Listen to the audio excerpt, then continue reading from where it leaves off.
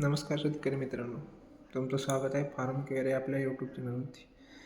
आता द्राक्षाचा हंगाम सुरू होते आणि द्राक्षाच्या हंगामासाठी आपण आता खोडे धुणे, मिलीबग या या किडीच्या नियोजनासाठी आपण पहिल्यांदा खोडे धुणे ही प्रक्रिया आपण वापरतो. त्यासाठी आपण क्लोरोपायरिफॉस आणि क्युराकॉन हे 2 औषधे आपण खोडे धुण्यासाठी वापरतो.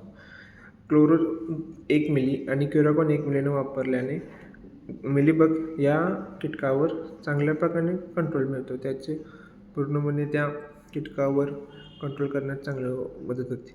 त्यासाठी आपण क्लोरो आणि क्युराकॉन त्याच्यासोबत आपण स्टिकर किंवा स्प्रेडर हे आपण नक्की वापरावे.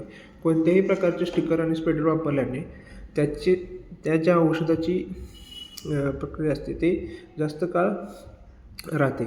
क्लोरो हे फ्युमिगंटमध्ये येतं जे हवा किंवा स्मेल याच्यावरती काम करतं, जे आपल्या प्लॉटवरती जास्त काळ टिकून राहतं. त्यावेळी आपण क्लोरो आणि क्युराकॉन वापरू शकतो किंवा क्लोरो आणि प्रोवॅलेंटमध्ये काय येतं, बिवेरिया, वर्टिसिलियम आणि मेटॅरिझम बॅक्टेरिया. या बॅक्टेरिया काय करतात, या बॅक्टेरिया कीटकावरती बसून कीटकाला मारण्याचे काम करतात. मिलीबग या कीटकाला मारण्याचे काम त्या चांगल्या प्रकारे करतात. क्लोरो आणि पॉलिट्रिन सिंजेंटाचे ह्यामध्ये काय येतं, प्रोपिनोफॉस आणि सायपरमेथ्रिन म्हणजे क्युराकॉन आणि सायपरमेथ्रिनचं कॉम्बिनेशन आहे.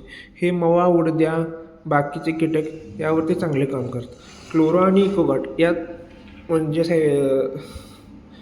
क्लोरोपायरिफॉस याचे पण आपण चांगले रिझल्ट पाहू शकतो. इकोगार्ड आणि व्हीबीमॅक्स जे मायक्रोवॅक्स कंपनीचं येतं, हे एक चांगलं प्रोडक्ट आहे. याच्यामध्ये पण बिवेरिया, वर्टिसिलियम आणि बॅक्टेरिया येतात. तर तुम्ही यातील कोणते पण एक कॉम्बिनेशन वापरू शकता. इकोगार्ड आणि क्युराकॉन आपण हे पहिल्यापासून वापरतो, याचे चांगले रिझल्ट आहेत. पण आता बदलतं क्लायमेट आणि बदलतं वातावरण याच्यानुसार आपण वातावरणानुसार आपण देऊ शकतो. ढगाळ वातावरण असेल तर बॅक्टेरिया हे चांगले काम करतात आणि कोणत्याही बॅक्टेरियाचा रिझल्ट बघायला गेलं तर हवामान दमट वगैरे असेल तर त्याचे चांगले रिझल्ट दिसून येतात. तर यावेळी तुमचा हंगाम सुरू होते, त्यासाठी तुम्ही हे प्रोडक्ट वापरू शकता. प्रोडक्ट वापरण्यापेक्षा यातील जे कंटेंट आहेत ना, ते शेतकऱ्यांनी समजून घेणे महत्त्वाचं असतं. सगळे एकदम छान प्रोडक्ट आहेत. धन्यवाद.